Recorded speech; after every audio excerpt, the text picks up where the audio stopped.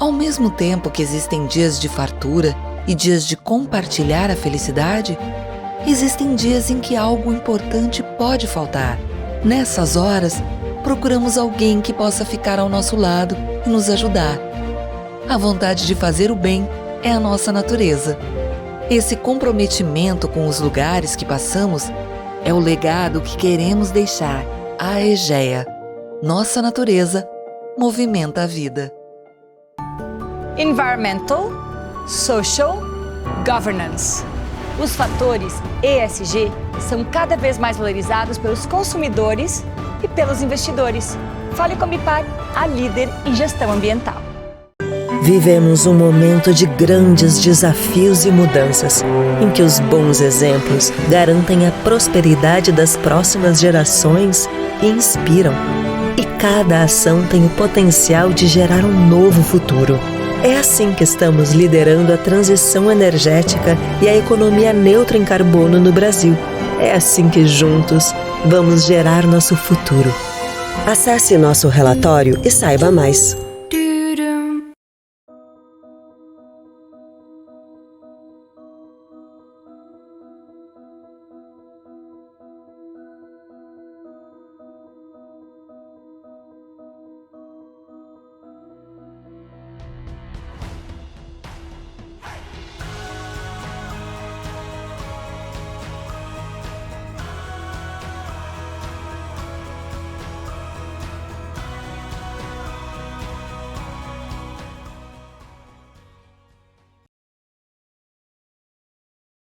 Olá a todos e a todas, bem-vindos e bem-vindas ao ESG Summit, agora para falar de investimentos de impacto.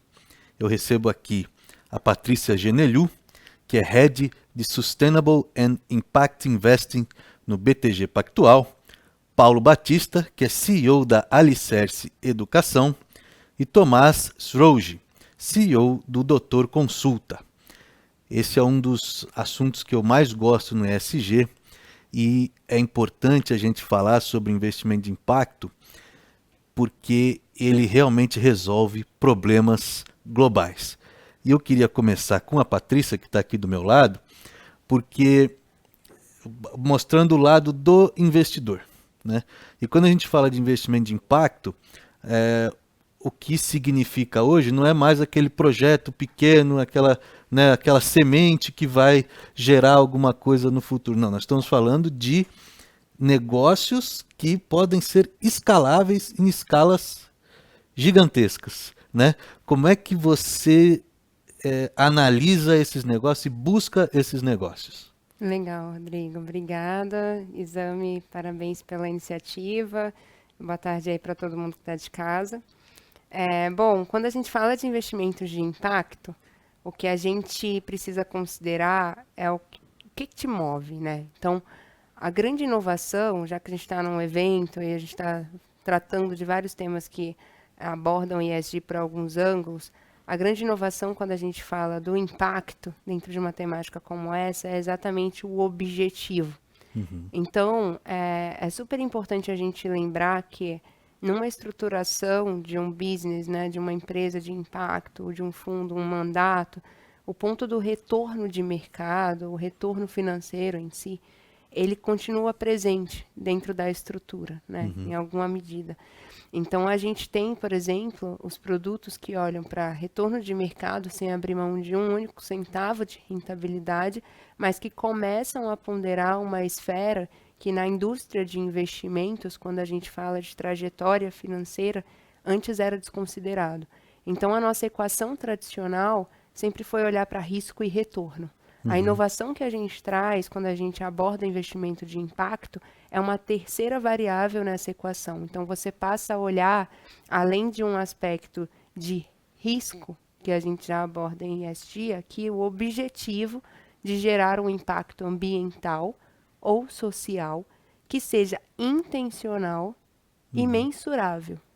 Então, você traz um nível de objetividade para o tema e passa a olhar exatamente para o que você abordou, que são quais são as empresas, os produtos, quais são os investimentos que estão, ao mesmo tempo, buscando esse retorno financeiro e com o objetivo de gerar um impacto positivo na sociedade ou no meio ambiente.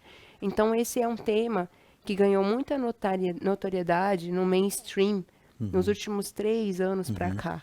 Um movimento que foi super relevante dentro disso foi, por exemplo, quando a gente considera o que aconteceu ali em 2020, num movimento que foi muito capitaneado pelo Larry Fink, como CEO da BlackRock. Então, ele já vinha engajado no tema há vários anos. Ele escreve cartas anuais aos CEOs, endereçando gradualmente, desde o ponto de risco à oportunidade de posicionamento, considerando aspectos ESG, mas naquele ano ele trouxe um ponto que é o propósito como um motivador de longo prazo na rentabilidade de uma companhia. E esse aspecto de ponderação do que a gente chama de capitalismo de stakeholder, que contempla as partes interessadas, como algo estrutural na forma como a economia deve se comportar e num motor, inclusive, de realocação de portfólios. Então, sobretudo a partir desse movimento, que foi muito capitaneado por esse ponto, mas que hoje já está como algo muito mais natural ali no mainstream, a gente tem mais volumes financeiros sendo alocados nesse tipo de estratégia e aquela terceira variável, de fato, passando a ser ponderada muito mais nas discussões, né? Então, a gente tem grandes fundos, a gente tem grandes recursos sendo alocados nesse tipo de estratégia que tem esse objetivo. Porque é muito interessante trazer essa visão do retorno, né?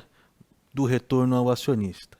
Porque é óbvio que quando a gente fala de capitalismo de stakeholder, significa, resumidamente, colocar o valor para a sociedade à frente do retorno ao acionista. Porém, isso não significa retirar o retorno ao acionista, porque ainda é uma parte importante. E aí, pelo menos a meu ver, quando você consegue realmente ter um negócio que preencha todos esses requisitos, o que você tem é uma empresa necessária, né? É uma empresa necessária e que, por isso, obviamente, ela vai ser muito mais longeva e muito mais rentável do que uma empresa que, enfim, às vezes pode até ser um pouco necessária, mas gera alguma externalidade negativa. E temos aqui 2 exemplos, né? Aliás, 2 setores em que o investimento de impacto ele quer dizer, até certa forma natural, né? Que é na saúde e na educação. E eu queria começar com você, Paulo, falando sobre, no setor de educação, como que o investimento de impacto está mudando a lógica dos negócios. Legal. Bom estar com vocês todos aqui. Obrigado, Exame, pelo convite. Tomás, Patrícia, muito bom estar com vocês aqui. Eu acho que na educação e talvez na saúde também, eu acho que os negócios de impacto social, eles têm uma característica muito importante, né? O setor da educação e da saúde no Brasil, onde o Estado tem dificuldades crônicas, sempre contou com muita participação do capital privado, né? Diferente de países mais desenvolvidos, você tem um mercado pujante de educação privada no Brasil, você tem um mercado pujante de saúde privada no Brasil, nos seus diferentes formatos, né? Mas eu acho que o que os negócios de impacto trazem é olhar para a base da pirâmide. Porque esses negócios com fins lucrativos em educação e saúde, tradicionalmente, miram na elite brasileira, né? Nos 10 a 15% mais rico, que de fato, né, tradicionalmente tem renda para consumir. Eu acho que a visão do negócio de impacto nesse setor é de você olhar para a classe C, para a classe E, e buscar construir modelos eficientes e acessíveis, ou com modelos de negócios que o tornem acessíveis, que a gente usa bastante desse mecanismo, inclusive, para você conseguir, de fato, levar qualidade para quem não tem acesso, né? Então, tem um lado de dar acesso no contexto de um país onde os mecanismos, né, públicos não funcionam ou não funcionam tão bem quanto deveriam, né? E é até uma forma de você reduzir as desigualdades estruturais, né? Porque no Brasil, em educação, por exemplo, quem sempre pode pagar sempre teve acesso a uma educação de padrão mundial. né, e o desenvolvimento desse mercado de educação privado até, de certa forma, piorava o problema, aumentar a distorção e a desigualdade entre diferentes camadas sociais. E esse ano de educação, que tem repercussões em produtividade futura e oportunidade, isso até o Brasil vem numa espiral meio negativa nesse sentido, bem problemática, né? E então, acho que, sim, de forma bem conceitual e genérica, eu colocaria isso, né? Assim, para mim, mecanismos de mercado que entram para dar acesso, que desmonetizam a qualidade, tornam a qualidade acessível, né? Reduzindo a desigualdade. E nisso, né, na linha do que que a Patrícia estava falando, abre-se também um mercado gigante, porque você sai de um mercado consumidor no Brasil de 20 milhões de pessoas, que são as 10% mais abastadas, né? E você vai para um mercado de 200 milhões de pessoas, aonde o Brasil realmente é gigante. Eu gosto de dizer que o Brasil realmente é gigante na base e não na elite. Na elite a gente é um país pequeno, né? Do tamanho da Bélgica, né? Então, acho que essa é um pouco da... Bom, tivemos um pequeno problema com o Paulo, ele já volta, mas trazendo um pouco do que ele falou, eu deparei com um dado recentemente, que me impressionou, que é sobre as favelas no Brasil. As favelas possuem 14 milhões de pessoas, seria o 7º estado mais populoso, mas em renda seria o 5º. Quer dizer, o 5º estado maior renda, maior PIB, são 130 bilhões de reais por ano que as favelas consomem. E é um pouco do que o Paulo estava trazendo, quer dizer, olha o mercado aí que ninguém está olhando, né? E Tomás, você é fundador do Doutor Consulta, que é um case já de muito sucesso no investimento de impacto, e olhou levar a saúde privada para um público que não era, né, que muitos diziam não teriam dinheiro para pagar. E vocês conseguiram, e eu acho importante falar, quer dizer, conseguiram com um modelo de negócio inovador, mas também com muito uso de dados, né? Queria que você contasse um pouco a sua experiência no investimento de impacto. A nossa experiência é muito do que foi falado aqui. A gente viu a mentalidade de impacto evoluir muito nos últimos anos, né? Antigamente ela era muito conectada às ONGs e existia uma dicotomia, né? Não pode existir lucro para poder gerar impacto. E aí, num determinado momento, houve até uma discussão entre quem liderava esses temas, que era o Yunus e o Michael Chu. O Yunus era contra o lucro, o Michael Chu era a favor do lucro, e no final, depois apareceu o Michael Porter falando que se a gente não criar soluções que param de pé financeiramente, que são independentes, autossuficientes financeiramente, ou seja, não dependem de doações e não dependem de subsídios do governo, a gente não vai conseguir reduzir ou solucionar os problemas sociais em escala.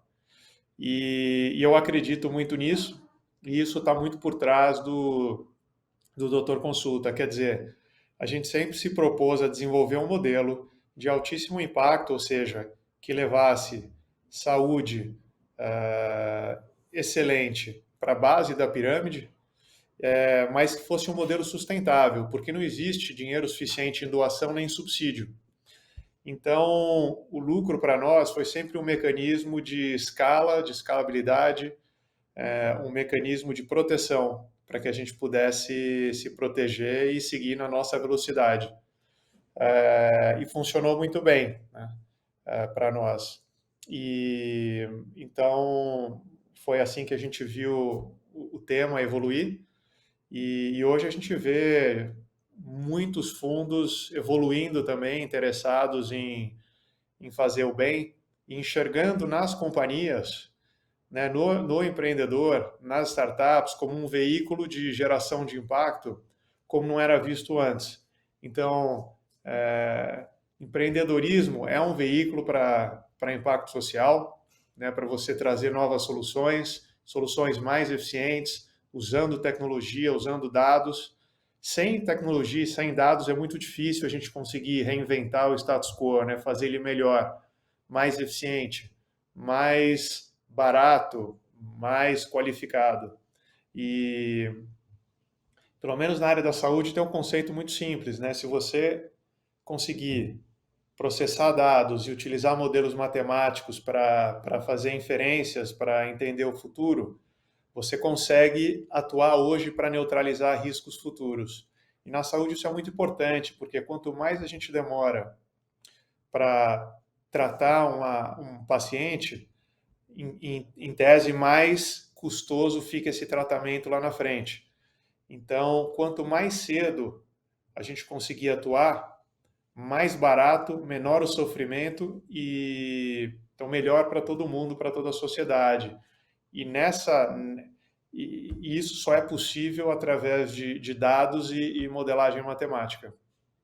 Então, é assim que a gente tem feito e é assim que a gente tem tentado ajudar as famílias, né, na base da pirâmide a acessarem saúde ultraqualificada. Sim. Me parece, e aí usando um pouco dessa polêmica aí, lucro, não lucro, né? Mas eu acho que o inimigo não é o lucro, né? O inimigo seria a ganância, seria o lucro a todo custo, né? Que gera problemas. Mas o lucro me parece apenas uma questão contábil, né? Se não tem lucro, quebra, não é isso? Paulo, desculpa, você acabou caindo, você queria complementar a sua fala? Eu não sei até quando que pegou a gravação. A impressão que eu tive que caiu logo no final da minha fala. Mas Isso, aí eu não sei. foi no finalzinho. Tá. Mas eu acho que eu tinha concluído já, então. Se der para passar para uma próxima pergunta, acho melhor. Ah, não, tranquilo, tranquilo. Bom, voltando aqui para o investidor, há fundos investindo, há dinheiro na mesa. Agora, e do outro lado? As empresas, especialmente aqui no Brasil, quer dizer, há empreendedores, empresas preparadas para receber esses investimentos? Essa pergunta é ótima, Rodrigo. Acho que é super importante a gente entender o contexto em que o mercado se insere, né, e as oportunidades no Brasil se encontram hoje. Então, o tema investimento de impacto, ou o termo, ele pode soar relativamente novo. Acho que, né, essa trajetória do mainstream que a gente comentou, ela é um pouco novidade, mas se você pensar no investimento de impacto como um empreendedor que traz uma solução escalável para um dos desafios de objetivo de desenvolvimento sustentável que a gente tenha, eu acho que para a gente, enquanto brasileiro, é muito fácil pensar nas soluções que estão sendo desenhadas por empreendedores nesse sentido. Não só isso é verdade por várias naturezas de negócios, mas nesse contexto de tecnologia que a gente vive, eu acho que a maturidade da economia, como o Paulo, o Tomás falavam e você mesmo comentou desse mercado endereçável, eles posicionam o Brasil como um contexto muito propício para esse tipo de iniciativa. Então, eu acho que para a própria trajetória do investimento de impacto em si, o capital que, num primeiro momento, estava buscando esse tipo de oportunidade, às vezes eu olhava muito para a Ásia ou para a África, pensando em problemas ali da base da pirâmide, como o Paulo comentou, para aqueles mercados. Mas quando você olha aqui para a América Latina, para a realidade brasileira, você vê a desigualdade, né, como algo que traz esse mercado aqui muito evidente. Então, sim, a gente tem muito boas oportunidades de empresas que conduzem negócios de impacto no Brasil.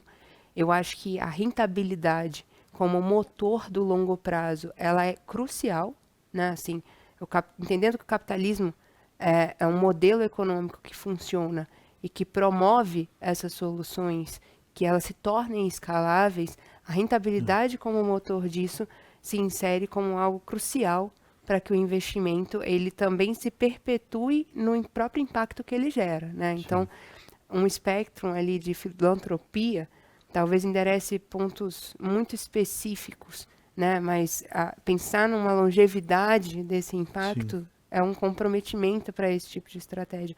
Quando você traz o retorno ao lado do impacto, você acaba encontrando esses mercados, e a gente tem não só no impacto social, a gente tem aqui os exemplos de educação, de saúde, no Brasil, nessa vertente, inclusão financeira, acho que é uma outra oportunidade gigante, mas você também tem o viés do ambiental como algo super forte. E aí, já conectando as duas coisas, saneamento é um negócio que hoje está abrindo grandes janelas. E quando você pensa no ambiental mesmo, tem toda a frente de energia renovável, eficiência energética, infraestrutura de mobilidade. Acho que tem vários mercados dentro dos quais a gente consegue identificar oportunidades de uma forma muito óbvia. Então, não é nicho, e sim, a gente tem muito empreendedor. E eu já ouvi também que o Brasil, quer dizer, aí pensando em estágios de desenvolvimento, você trouxe uma realidade, por exemplo, da África. Claro que a África é bastante diversa, tem alguns países que estão próximos da gente em termos de desenvolvimento e outros muito longe. Mas me parece que o Brasil, e talvez a Índia também, reúnem ali um conjunto de características perfeitas para você desenvolver um negócio de impacto, não? Perfeito. E eu acho que quando a gente fala, por exemplo, até olhando em América Latina, se você pensa em México, vamos falar de uma outra economia relevante aqui no nosso contexto, mas quando você olha para o Brasil se diferenciando lá desse outro mercado mexicano, você vê que aqui tem capital local sendo investido no Brasil, localmente.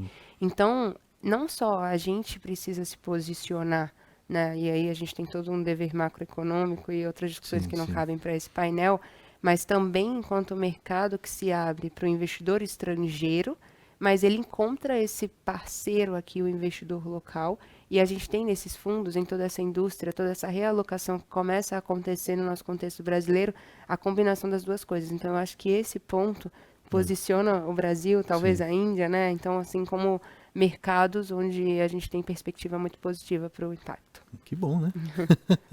Paulo, e como é que é desenvolver um negócio de impacto? E aí, pensando nessas características que a Patrícia trouxe, né? E no fato que você tem que buscar investimento com essa nova mentalidade. Como é que é isso?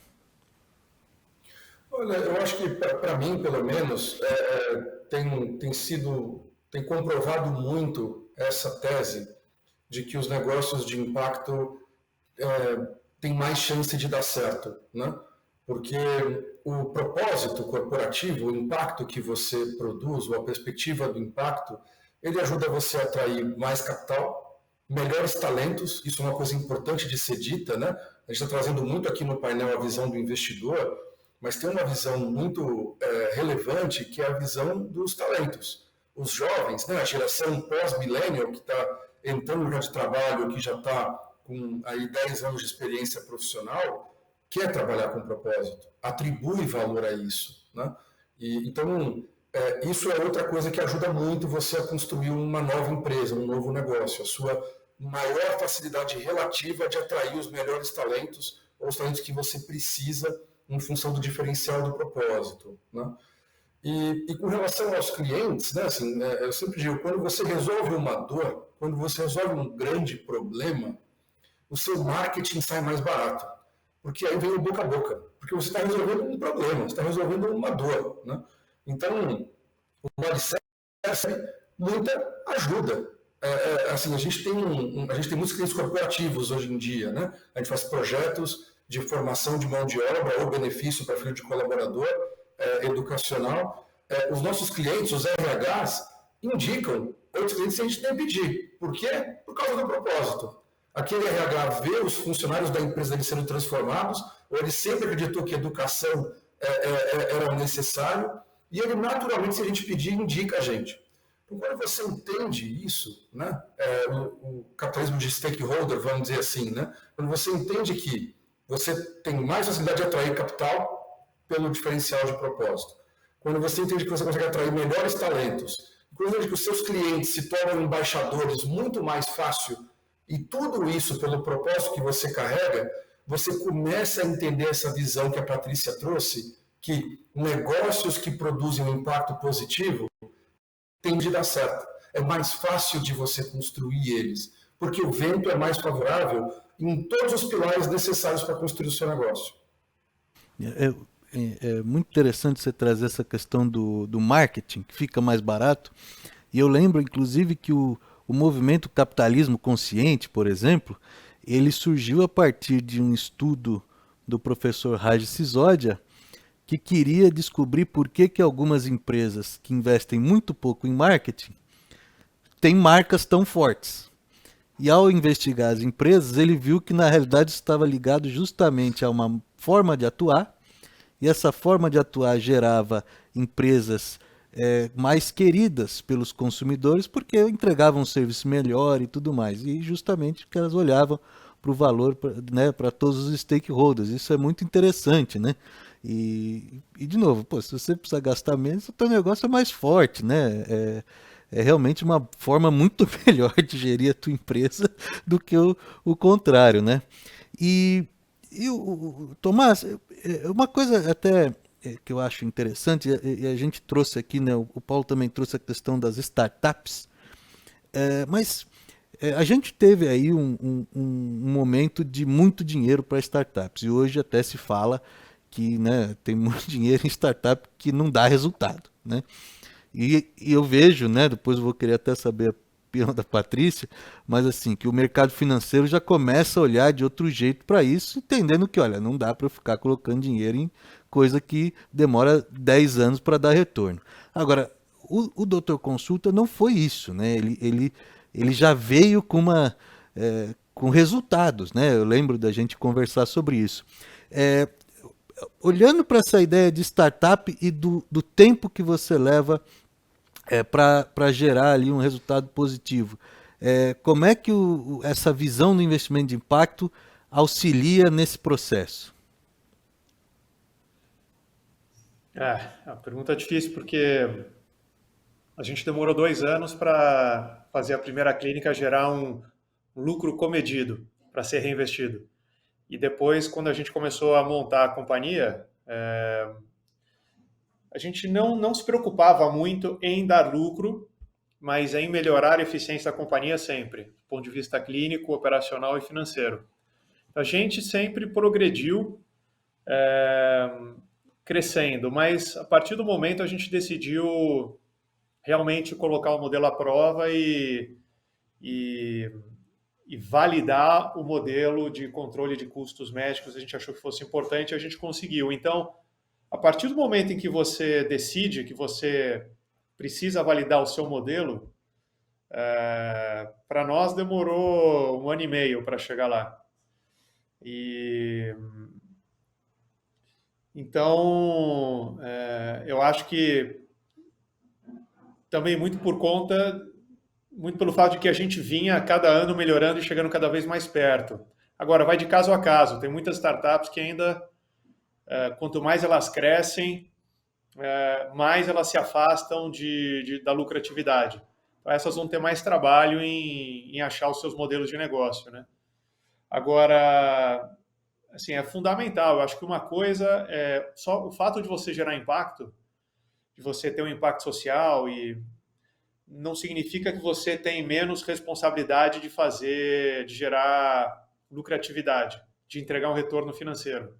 Acho que muito, muito pelo contrário. Então, mas essas coisas elas andam juntas, porque sem retorno financeiro você não consegue perpetuar o seu negócio e gerar impacto em escala, né? Então, acho que é muito, muito por aí que a gente enxerga. E agora é interessante porque a gente tem visto muitos LPs, né, os investidores dos fundos de investimento, falando em impacto, preferindo empresas que têm impacto social.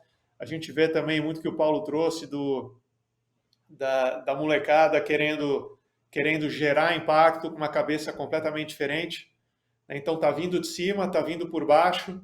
E realmente as empresas que mais performam são aquelas que têm os missionários, né, que as pessoas estão lá pelo propósito. Acho que tem muita gente que está pelo dinheiro, acho que tem muito empreendedor que está fazendo pelo dinheiro. Acho que não é certo nem errado. A gente está aqui muito pela missão e a gente gosta de pessoas que são missionários, né? Não mercenários. Mercenário, ele vai de um lugar para o outro sem compromisso, onde tiver melhor financeiramente ele vai. O missionário não, ele entra na causa e trabalha com o coração, né? Então, isso é fundamental, né? Então, se a gente não tivesse missionários, acho que a gente não conseguiria ter chegado onde a gente chegou. Uma coisa que eu acho interessante do Doutor Consulta é que, na realidade, eu vejo que ele resolve dois problemas, na realidade. É do acesso à saúde de qualidade e dos custos da saúde, né? Agora, qual que veio primeiro? Porque o modelo de vocês, como eu falei, que você também explicou aqui, que é baseado em dados. E esses dados permitem que você controle os custos, né, de maneira mais eficiente. Com isso, você tem ali uma possibilidade de oferecer um serviço a um preço mais baixo. E aí amplia esse acesso. O que veio primeiro? É bem simples. Quando a gente atrai muitos pacientes, a gente atrai muitos médicos. E quando eles se encontram, a gente guarda todos os dados que foram trocados e gerados. A gente utiliza esses dados para gerar conhecimento. E com conhecimento a gente fica mais eficiente. E com mais eficiência eu consigo reduzir mais o custo clínico, operacional.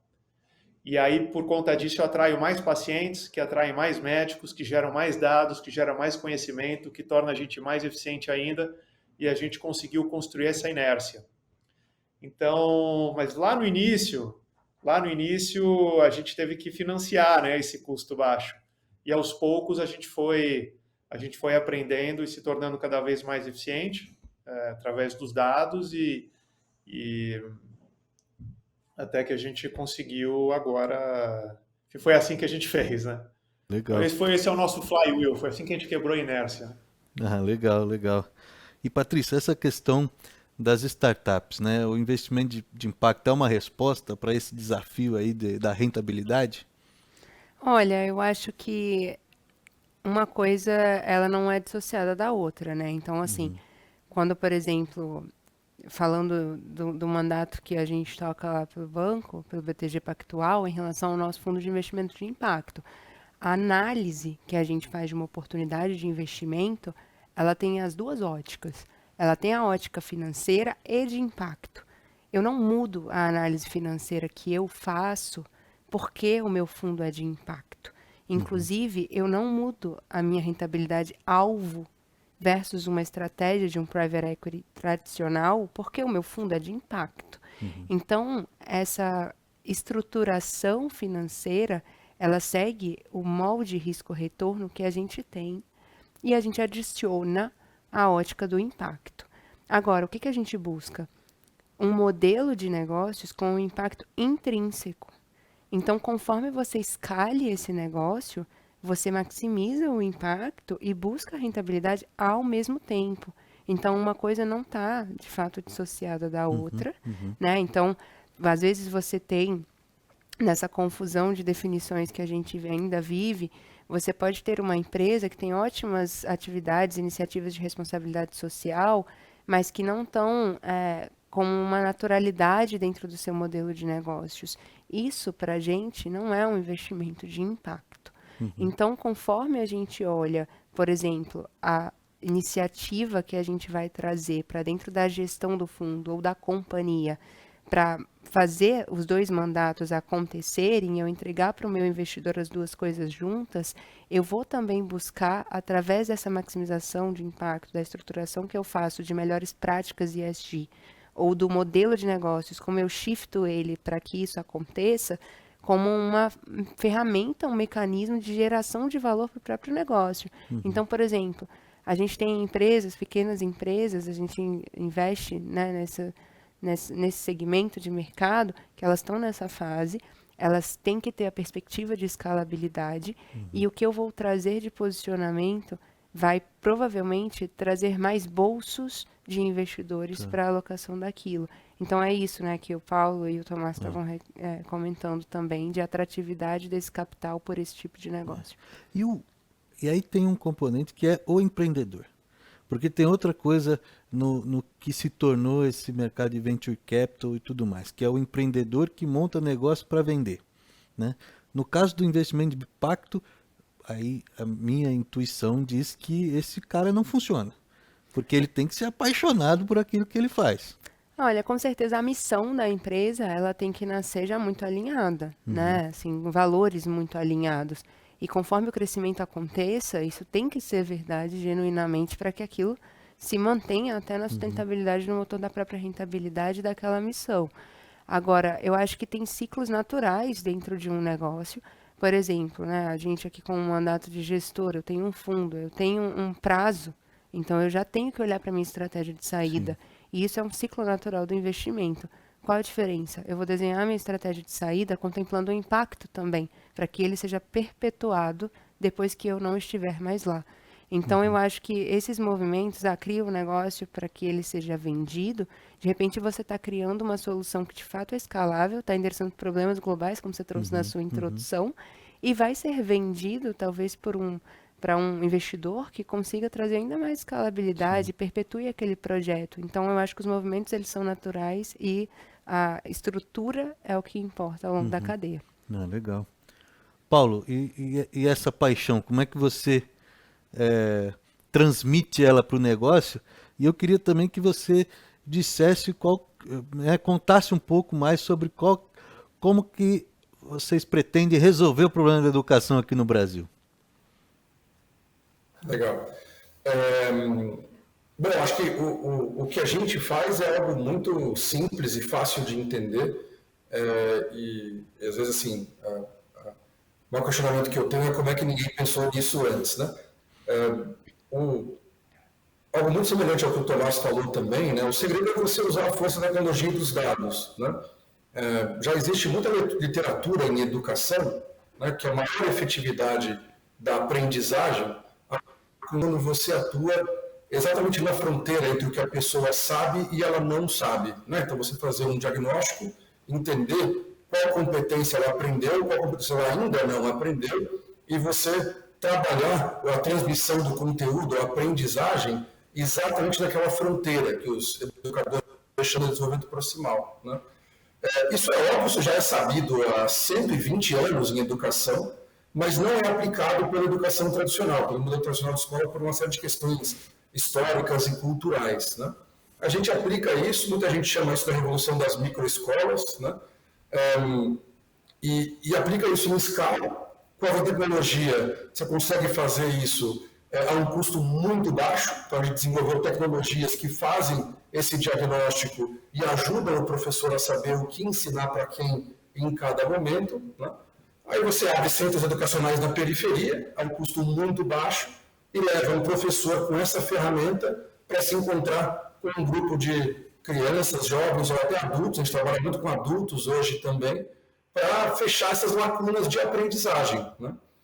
O problema é gigantesco, você tem no Brasil aí 70% das pessoas que não sabem fazer as 4 operações da matemática, num nível mais exigente, por exemplo, se você considerar o nível de português e matemática, ou de linguagem e matemática que alguém tem que ser para ser um programador de computador, só 4,3% dos brasileiros têm esse nível de conhecimento fundamental, né? Então, a gente resolve esse problema muito rápido, barato e de forma absolutamente escalável, né? A gente está em 13 mil alunos, deve chegar a 40 mil alunos até o final do ano, e o nosso objetivo é impactar em milhões de alunos, né? Porque você tem no Brasil 180 milhões de pessoas que precisam resolver algum problema de lacuna de base educacional.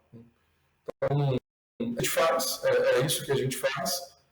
O modelo já chegou num estágio bem interessante, que ele já tem também os economics deles comprovados. A gente seria capaz de break-even o negócio hoje, sacrificando o crescimento, óbvio, né? Então, hoje a gente investe não para encontrar o fit ou encontrar uma solução, mas para escalar uma solução, para crescer a solução.